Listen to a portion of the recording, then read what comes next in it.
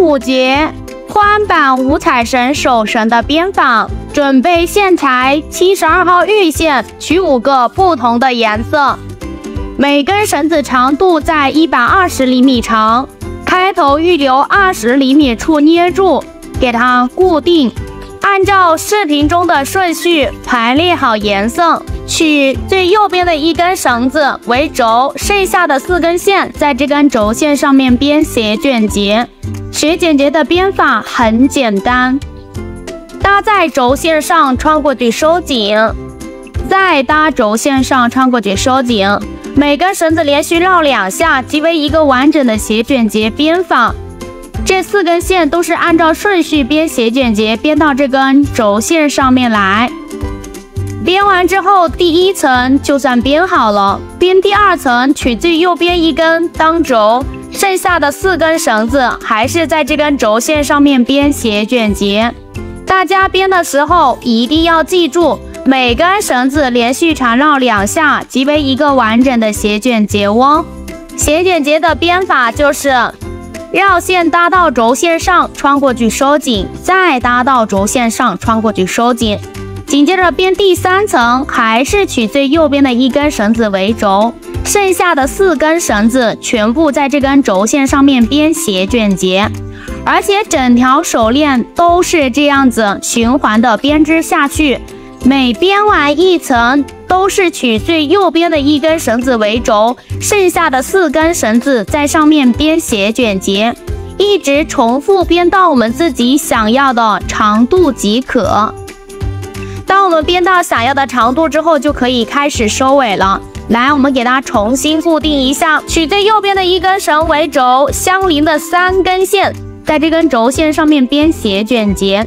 大家一定要注意听，是3根线啊，也就是红、白、黑这3根绳子全部编到黄颜色的轴线上面来。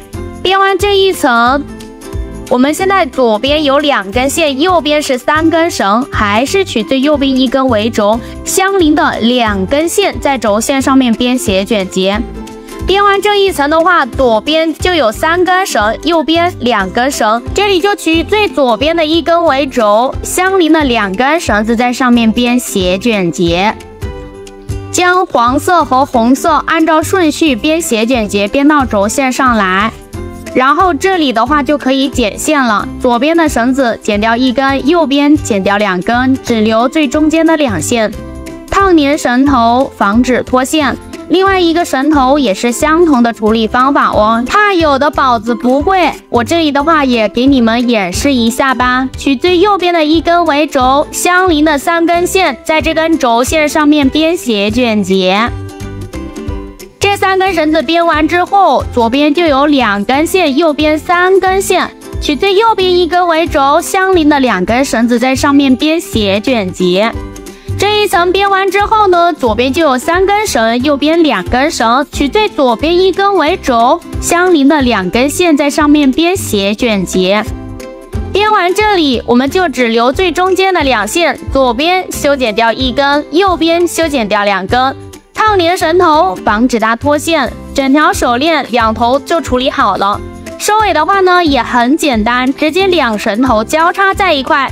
刚才剪下来的绳头取一小段放在交叉部位，右边绳头搭上来，左边压右边，穿过去收紧。紧接着换左边搭上来，右边压左边，穿过去收紧。这个叫平结打法，右边搭上来，左边压右边，穿过去收紧。左边搭上来，右边压左边，穿过去收紧。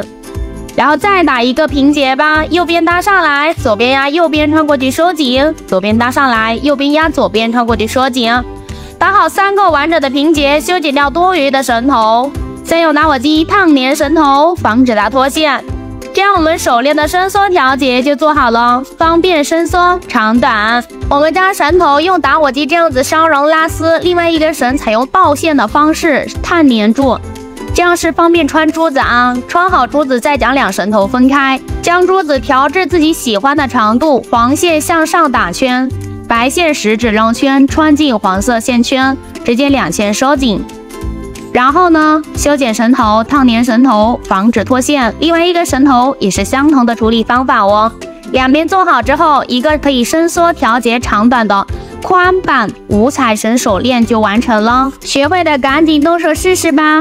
Follow for more.